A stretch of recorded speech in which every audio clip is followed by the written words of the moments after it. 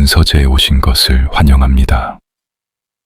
오늘 사연은 제보자분께서 직접 겪으신 이야기입니다.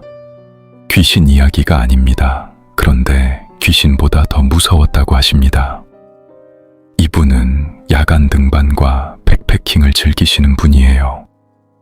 산속에서 하룻밤을 보내는 걸 즐기시는 경험 많은 분이셨는데 그날 이후로 야간 등반을 완전히 끊으셨다고 합니다. 그리고 한 가지를 꼭 당부하셨어요. 산에서 비를 만나면 절대로 동굴 안으로 들어가지 말라고. 왜 그런 말씀을 하시는지 들어보시면 압니다. 그럼 시작할게요. 저는 민준이랑 야간 등반을 다닌 지 꽤 됐습니다. 처음 만난 건 직장 동호회였어요. 둘 다 산을 좋아한다는 걸 알게 됐고 몇 번 같이 다니다 보니까 취향이 딱 맞았습니다. 평범한 주말 낮 산행 말고 좀 더 특별한 걸 원한다는 것도 같았어요. 그렇게 시작한 게 야간 등반이었습니다. 처음 야간에 산을 올랐을 때의 느낌이 아직도 생생해요. 헤드랜턴 불빛 하나만 의지해서 어둠 속 산길을 걷는데 낮이랑은 완전히 다른 세계였습니다. 시야가 좁아지니까 오히려 다른 감각들이 살아났어요. 바람 소리, 발밑 돌멩이가 굴러가는 소리, 멀리서 들리는 짐승 소리. 낮엔 그냥 지나쳤을 것들이 밤엔 전부 또렷하게 들렸습니다. 그게 좋았어요. 복잡한 생각들이 사라지는 느낌이었거든요. 거기에 백패킹까지 더해지면서 저희 둘의 루틴이 완성됐습니다. 금요일 저녁에 올라가서 능선이나 정상 근처에 텐트를 치고 하룻밤을 자고 토요일 오전에 내려오는 거예요. 별빛 아래 텐트 안에 누워 있으면 세상에 우리 둘밖에 없는 것 같은 기분이 들었습니다. 그게 중독성이 있었어요. 한번 맛을 들이니까 일반 산행으로는 성이 차지 않게 됐거든요. 그해 여름 충청도 어딘가에 있는 산으로 가기로 했습니다. 산 이름은 여기서 밝히기가 좀 그렇습니다. 아는 분들 중에 거기 가시는 분이 계실 수 있어서요. 능선 뷰가 좋다는 얘기를 들었고 정상 부근에 평탄한 야영지가 있다는 정보도 있었어요. 저희가 좋아하는 조건이 딱 맞는 곳이었습니다. 출발 전날 밤 짐을 챙기면서 일기예보를 확인했어요. 오후에 비 소식이 있었습니다. 민준이가 그걸 보더니 물었어요. 그냥 다음 주로 미룰까? 저는 잠깐 생각했어요. 창밖을 보니까 그날 밤 하늘은 맑았습니다. 비 소식이 있어도 산에 따라 다르잖아. 어차피 우비도 있고 텐트도 방수 잘 되고. 민준이가 배낭 속 짐을 이리저리 정리하면서 말했어요. 비 맞으면서 산행하는 것도 나름 운치 있긴 하지. 그렇지. 오히려 더 재밌을 수도 있어. 저희는 그냥 가기로 했습니다. 살짝 내리는 비 정도겠거니 했어요. 장비도 다 챙겼고 경험도 있으니까 별 문제 없겠다 싶었습니다. 그게 얼마나 아니란 생각이었는지 그날 밤이 되어서야 알았어요. 출발은 저녁 7시였습니다. 산입구 주차장에 차를 세우고 배낭을 메고 들어섰어요. 민준이 배낭이 제 것보다 훨씬 무거웠는데도 씩씩하게 앞장섰습니다. 입구에서부터 적막했어요. 평일도 아닌데 다른 등산객이 한 명도 없었습니다. 주차장에도 우리 차 한 대뿐이었어요. 지금 생각하면 그게 벌써 이상한 거였는데 그때는 그냥 우리가 일찍 왔나 보다 했습니다. 산길로 들어서니 나무들이 빽빽했어요. 헤드랜턴 빛이 나무십 사이로 새어들어오는 빛과 섞이면서 주변이 묘하게 흔들려 보였습니다. 저희는 이야기를 나누면서 천천히 올랐어요. 회사 얘기, 다음 백패킹 코스 얘기, 별거 아닌 얘기들. 그러다 능선에 올랐을 때 저희 둘 다 걸음을 멈췄습니다. 하늘이 기가 막혔어요. 노을이 아직 완전히 가시지 않은 서쪽 하늘과 별이 하나둘 나오기 시작한 동쪽 하늘이 동시에 펼쳐져 있었습니다. 민준이가 배낭을 내려놓고 그걸 한동안 바라봤어요. 야, 역시 오길 잘했다. 저도 그렇게 생각했습니다. 그때는요, 능선을 지나 정상 방향으로 발걸음을 옮겼을 때였어요. 바람이 달라졌습니다. 아까까지 부드럽게 불던 바람이 방향을 바꾸더니 갑자기 세졌어요. 나뭇가지들이 크게 흔들렸고 나무 씹소리가 한꺼번에 크게 났습니다. 민준이가 하늘을 올려다봤어요. 구름이 엄청 빠르게 움직이는데 저도 올려다봤습니다. 방금 전까지 선명하게 보이던 별들이 빠르게 가려지고 있었어요. 구름이 몰려오는 속도가 비정상적으로 빨랐습니다. 그리고 멀리서 천둥 소리가 들렸어요. 저거 우리 쪽으로 오는 건가? 민준이가 물었고 저는 아마 그냥 지나가겠지 하고 대답했습니다. 그런데 그게 착각이었어요. 10분이 채 안 됐습니다. 하늘이 통째로 닫혔어요. 별이 전부 사라졌습니다. 그리고 비가 쏟아졌어요. 살짝 내리는 비가 아니었습니다. 폭우였어요. 순식간에 쏟아지기 시작했는데 천둥 번개가 거의 동시에 터졌습니다. 번개가 능선 위 하늘을 갈랐어요. 그 빛이 한번 번쩍일 때마다 주변이 대낮처럼 환해졌다가 다시 완벽한 어둠이 됐습니다. 산길이 순식간에 흙탕물로 변했어요. 헤드랜턴 빛이 빗줄기에 난반사되면서 오히려 앞이 더 안 보였습니다. 텐트 칠 상황이 아닌데 민준이가 소리쳤어요. 빗소리가 워낙 커서 바로 옆에 있어도 소리를 질러야 들릴 정도였습니다. 맞는 말이었어요. 능선 위에서 천둥 번개를 맞으면서 텐트를 치는 건 자살행위나 다름없었습니다. 일단 내려가야 해. 저도 소리쳤어요. 저희는 온 길을 되짚어 내려가려 했습니다. 그런데 폭우 속에서 길을 잃었어요. 비가 워낙 강하게 쏟아지니까 산길 표시가 전혀 안 보였습니다.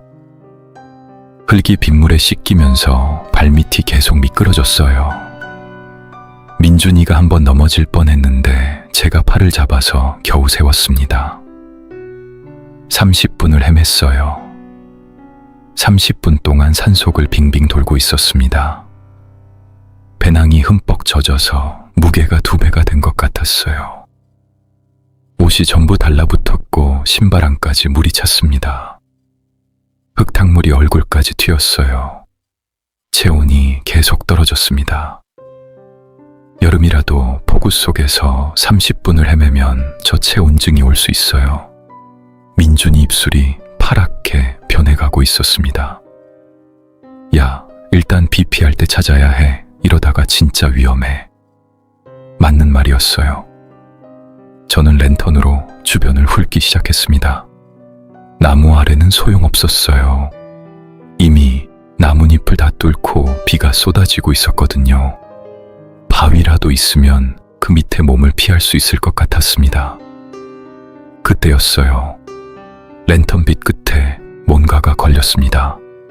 바위였어요. 커다란 바위 2개가 맞붙어 있는 형태였는데 그 아래 틈새로 어둠이 보였습니다. 가까이 가서 봤더니 동굴이었어요. 작은 동굴이었습니다. 입구 높이는 허리쯤 됐고 폭은 어깨 너비 정도였어요. 서 들어가야 하는 크기였습니다. 민준이가 랜턴으로 안을 비춰봤어요. 또요. 깊이는 잘 모르겠는데 일단 비는 막히겠다. 저는 잠깐 망설였어요. 동굴이라는 게 뭐가 있을지 모르잖아요.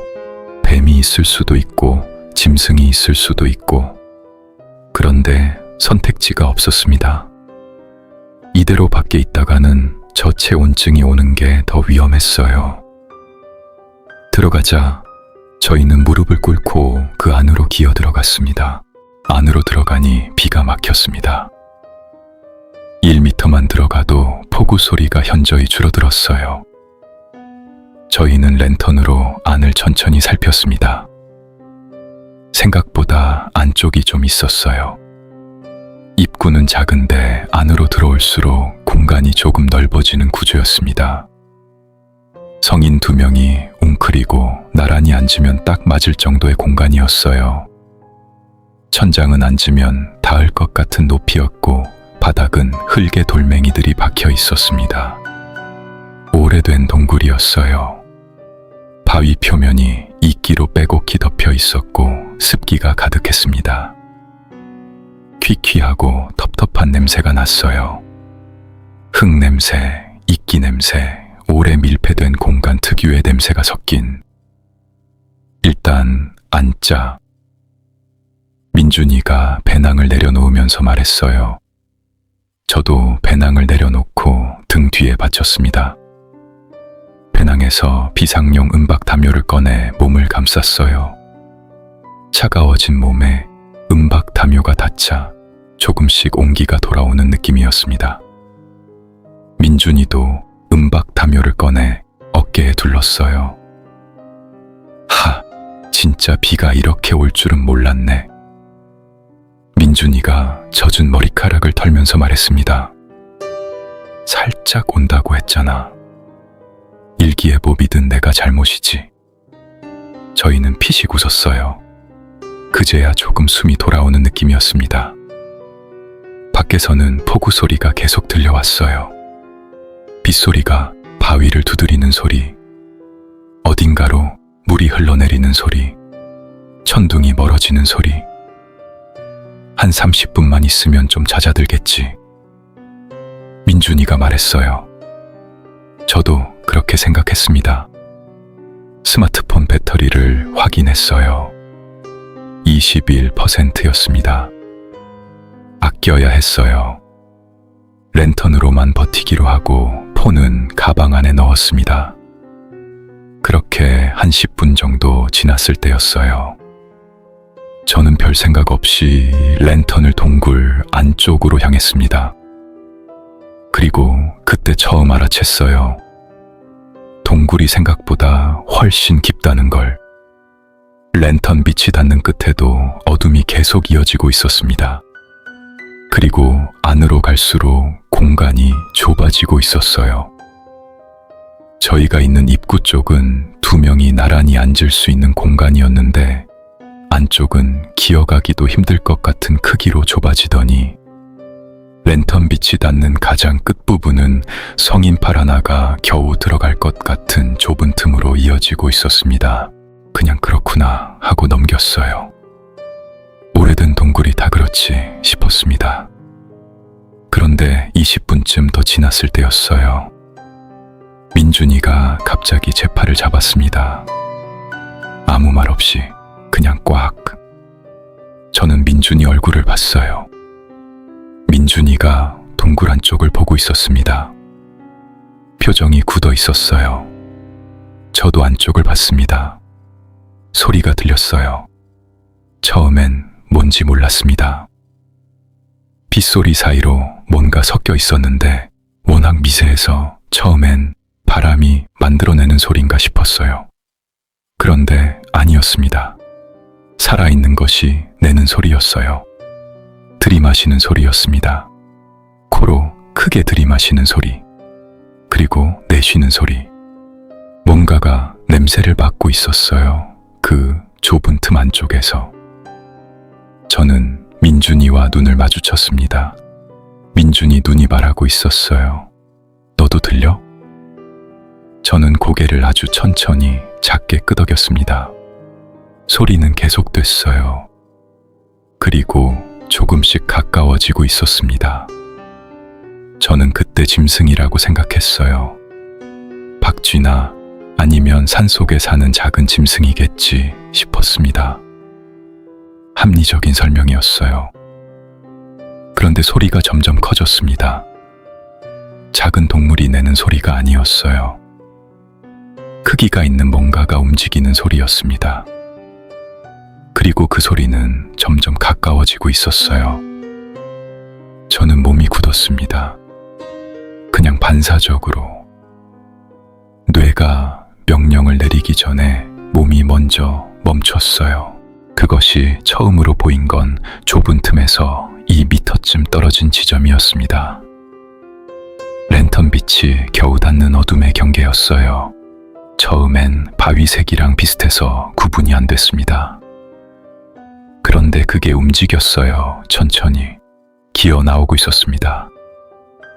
저는 랜턴을 그쪽으로 향했어요. 그리고 그 순간 제 손에서 힘이 빠졌습니다.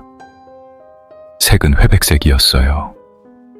흑빛과 회색 사이 어딘가 피부처럼 보이는 표면이 매끄럽지 않았습니다. 온몸에 잔주름이 가득했어요. 마치 오래 물에 불린 것처럼 쭈글쭈글하고 늘어진 피부였습니다. 털이 한 올도 없었어요. 완전히 민둥한 몸이었습니다.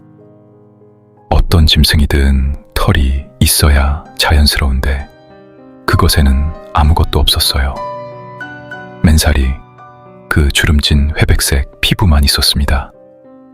크기는 중형견 정도였어요. 그런데 개가 아니었습니다. 네 다리로 기어 나오고 있었는데 다리 관절이 이상했어요. 보통 짐승의 관절이랑 방향이 달랐습니다. 무릎이 앞으로 꺾이고 팔꿈치가 뒤로 꺾이는 구조였어요. 사람의 관절 방향이랑 비슷한데 네, 발로 기어 다니는 그 움직임이 묘하게 불쾌했습니다. 자연스러운 것 같으면서도 어딘가 어긋나 있는, 볼수록 위화감이 커지는 움직임이었어요. 손에는 손톱 같은 게 달려 있었습니다. 길고 크게 휘어진 갈고리 모양의 발톱이었어요. 짐승의 발톱이라기보다는 갈고리에 가까웠습니다. 그게 바닥 흙을 긁으며 이동하는 소리가 났어요. 사각사각 그 소리가 들릴 때마다 심장이 조여들었습니다. 꼬리도 보였어요. 몸 뒤쪽으로 길게 늘어진 꼬리였는데 털이 없었습니다. 쥐꼬리처럼 가늘고 길었어요. 비늘 같은 피부로 덮인 꼬리가 바닥을 스치며 따라왔습니다. 그리고 머리는 몸통에 비해 작고 납작했어요. 납작한 머리 한가운데 코 부분이 크게 발달해 있었습니다. 들창코였어요. 어이죠. 위로 들린 콧구멍 2개가 납작한 얼굴 한가운데 자리 잡고 있었는데 박쥐코처럼 생겼었어요. 그게 쉬지 않고 움직이고 있었습니다. 벌름벌름, 벌름벌름. 숨을 들이마시고 내쉬고 들이마시고 내쉬고. 규칙적으로 반복되는 그 움직임이 무언가를 탐색하고 있다는 걸 직감적으로 알 수 있었어요. 귀도 이상했습니다. 박쥐 귀처럼 위로 길게 뾰족하게 솟아 있었어요. 그게 가만히 있지 않고 조금씩 방향을 바꾸고 있었습니다. 마치 안테나처럼 주변 소리를 탐지하듯이 미세하게 움직이고 있었어요. 그리고 눈이 있어야 할 자리, 아무것도 없었습니다. 눈이 없었어요. 눈꺼풀처럼 보이는 주름진 피부가 그 자리를 매끄럽게 덮고 있었습니다. 마치 처음부터 없었던 것처럼 퇴화한 거였어요. 오랜 세월 어둠 속에서 살면서 눈이 필요 없어진 존재.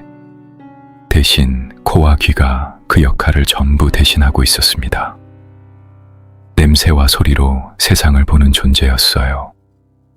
저는 그걸 이해하는 순간 오히려 더 무서워졌습니다. 눈이 없다는 게 처음엔 다행처럼 느껴졌어요. 우리를 못 본다는 거니까요. 그런데 그게 이것은 우리를 볼 필요가 없었어요. 냄새를 맡으면 됐고 소리를 들으면 됐으니까. 눈으로 보는 것보다 훨씬 정확하게 우리를 찾을 수 있는 존재였습니다. 저는 그 순간 제 몸 상태를 떠올렸어요. 저희는 폭우를 1시간 가까이 맞았습니다. 산길을 30분 넘게 헤매면서 흙탕물을 뒤집었었어요. 옷이고 신발이고 얼굴이고 전부 흙범벅이었습니다. 빗물과 흙 냄새가 온몸에 배어 있었어요. 그리고 밖에서는 폭우 소리가 동굴 입구를 가득 채우고 있었습니다. 냄새와 소리. 그것이 세상을 인식하는 두 가지가 지금 저희를 덮고 있었어요. 흙 냄새가 사람 냄새를 묻고 있었고, 폭우 소리가 저희 숨소리와 움직임을 묻고 있었습니다. 그게 지금 저희를 살리고 있었어요. 그런데 그것은 계속 가까워지고 있었습니다. 저는 민준이를 봤어요. 민준이도 저를 봤습니다. 말이 필요 없었어요. 둘 다 알고 있었습니다. 움직이면 안 된다는 걸, 소리를 내면 안 된다는 걸, 숨도 최대한 죽여야 한다는 걸. 저는 천천히, 아주 천천히 랜턴 스위치에 손을 뻗었어요. 그것이 빛을 볼 수는 없어도 열을 감지할 수 있을 것 같았습니다. 손가락으로 스위치를 눌렀어요. 랜턴이 꺼졌습니다. 완벽한 어둠이 왔어요. 아무것도 보이지 않았습니다. 그 순간부터 저는 귀에만 의존해야 했어요. 소리, 사각, 사각, 발톱이 흙바닥을 긁는 소리, 벌름, 벌름, 코가 숨을 들이마시는 소리, 그리고 낮고 깊은 소리가 섞여 들렸습니다. 그르렁, 그르렁. 목 안쪽에서 나오는 소리였어요. 위협도 아니고 흥분도 아닌, 그냥 그것이 존재하면서 내는 소리였습니다. 그게 더 불쾌했어요. 아무 감정도 없는 소리였거든요. 우리를 위협하는 게 아니라 그냥 숨 쉬듯이 내는 소리. 그 소리가 점점 가까워졌습니다. 오른쪽에서 들렸어요. 민준이가 오른쪽에 있었습니다. 저는 손을 뻗어서 어둠 속에서 민준이 팔을 찾았어요. 잡았습니다. 꽉. 움직이지 말라는 뜻이었어요. 민준이도 제 손을 꽉 잡았습니다. 그르렁 소리가 멈췄어요. 완벽한 정적이었습니다. 움직임 소리도 발톱 소리도 아무것도 들리지 않았어요. 그 정적이 소리보다 더 무서웠습니다. 움직일 때는 어디 있는지라도 알 수 있었는데 멈추니까 아무것도 모르겠는 거예요.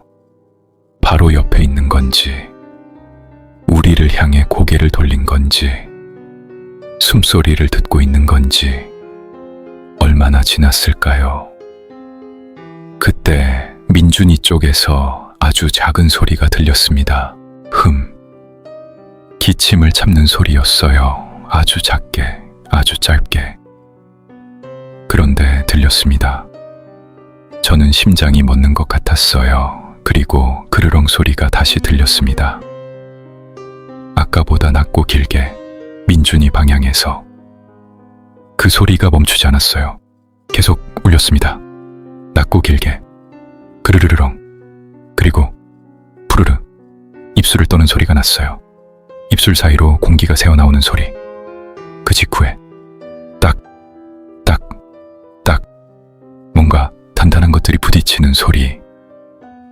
이빨이었어요. 그것이 입을 벌렸다 다무는 소리였습니다. 저는 그 소리를 들으면서 랜턴 빛으로 잠깐 봤던 것들을 떠올렸어요.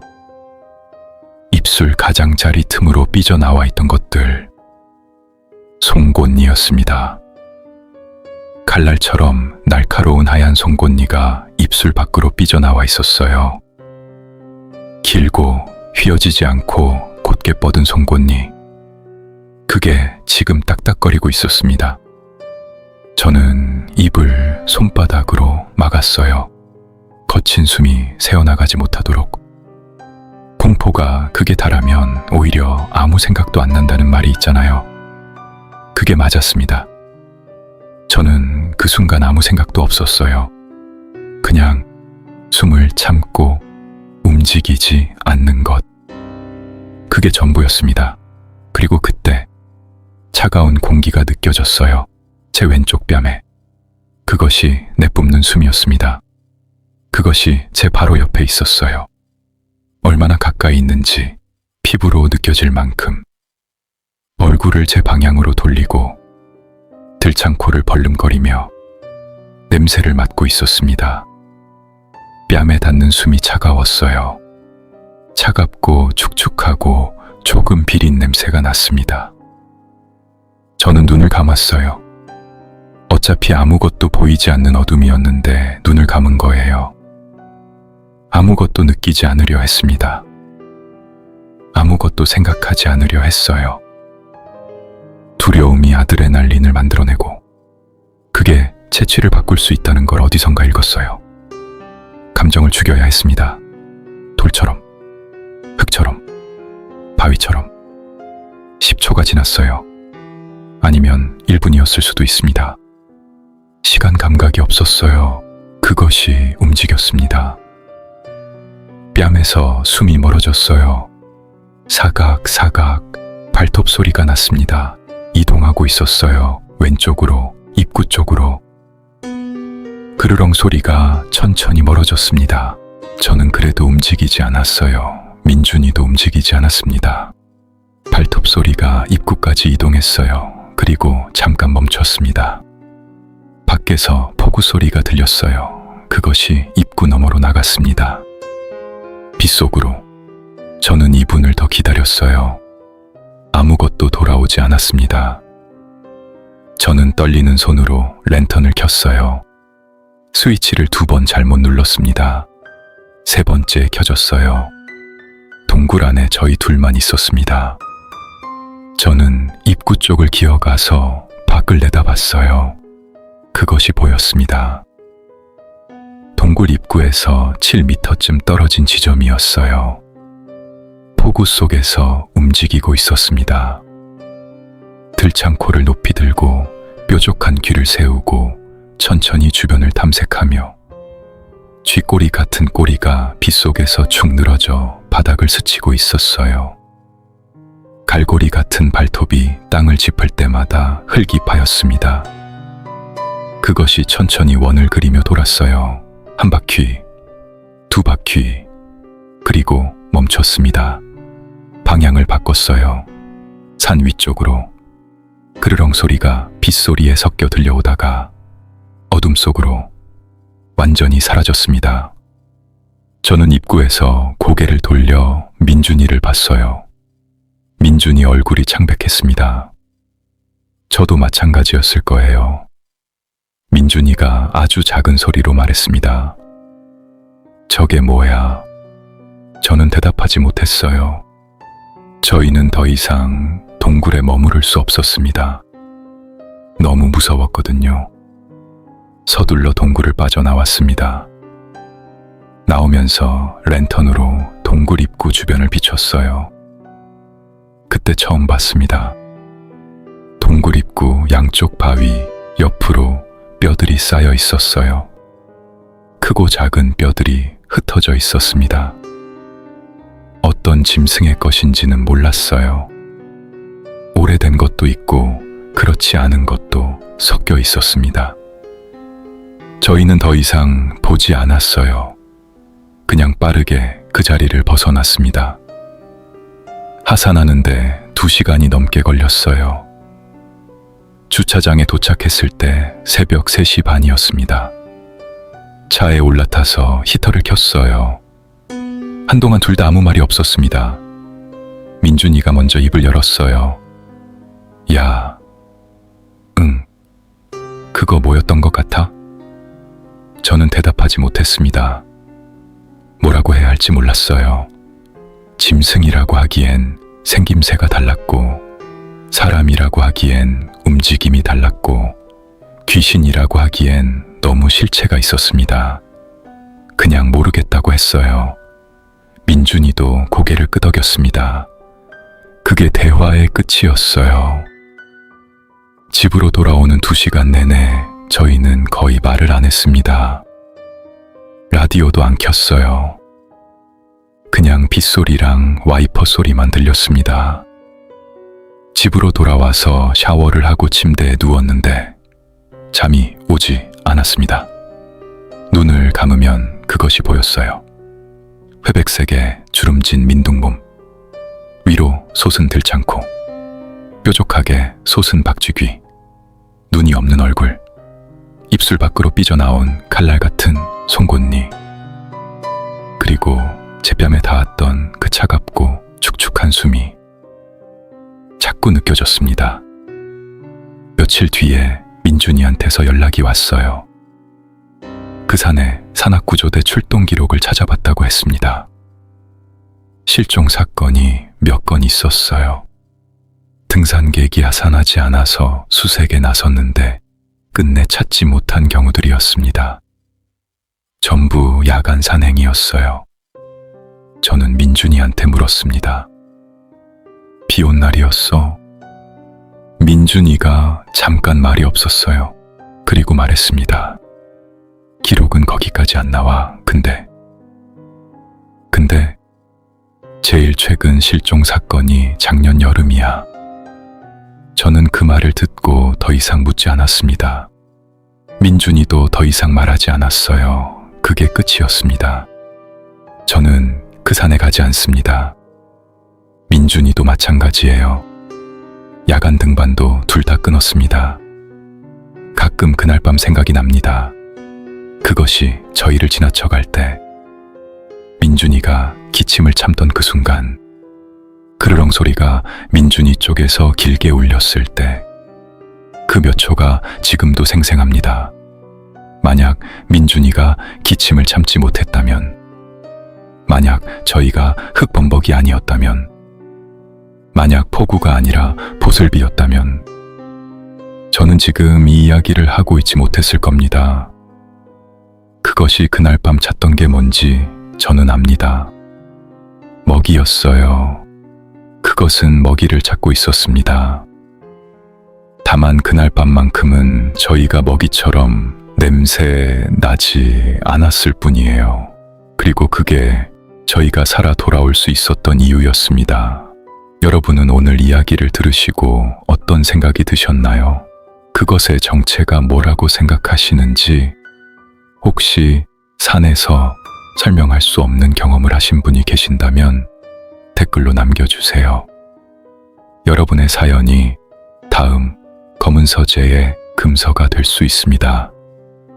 오늘도 검은 서재의 금서를 함께 펼쳐주셔서 감사합니다. 다음 시간에 다시 만나겠습니다.